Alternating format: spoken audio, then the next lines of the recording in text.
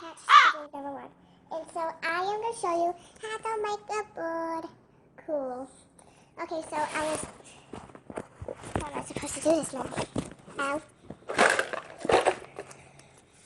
Yeah, and you're going to need scissors. That's what any type of thing you need.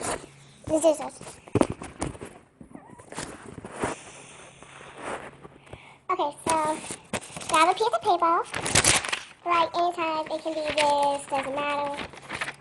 If it works, you are going to cut the big part right here. That big.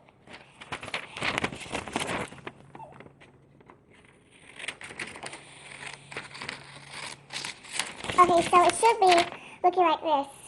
And so the piece is right here. Okay, so what you do, you fold this to that end. It doesn't matter which end, but at least it makes a good fold. It should be looking like this. Okay, so the parts that is not correct, you should be cutting them because it leaves more paper and we don't need that. And so what you do, you cut the part that is showing the most of the paper. It should be looking like this. Wait, like that. Like this. Oh yeah.